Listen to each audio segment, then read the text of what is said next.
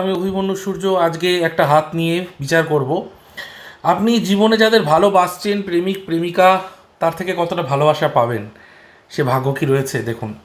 আজকে এই হাতটা নিয়ে বলি। প্রথমে বলবো আপনারা আপনাদের বৃদ্ধাঙ্গুলে চলে যান। বৃদ্ধাঙ্গুলে 3টে পর্ব দেখুন, আমি মার্ক করছি। এই যে পর্বটা, এটা প্রথম পর্ব। এই প্রথম পর্ব হচ্ছে ইচ্ছে শক্তির পর্ব। এখানে যদি কাটাকুটি থাকে, মানুষের মধ্যে ইচ্ছে শক্তির অভাব দেখা যায়। আর দ্বিতীয় পর্বটা হচ্ছে যুক্তি, অর্থাৎ এই অংশটা হচ্ছে যুক্তির অংশ, ঠিক আছে। আর ভালোবাসার অংশটা হচ্ছে, আমি মার্ক করছি দেখুন, এই অংশটা হচ্ছে ভালোবাসা।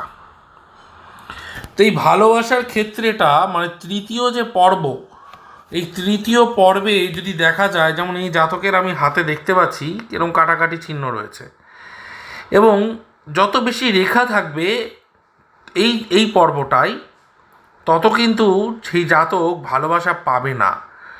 তাই যারা নিঃস্বার্থভাবে ভালোবেসে ভালোবাসা পাচ্ছেন না, হাতে মিলিয়ে নিন। তাদের হাতে এই রেখাটা কিন্তু অবশ্যই আছেই, ভালোবাসার জায়গায় কাটাকাটি।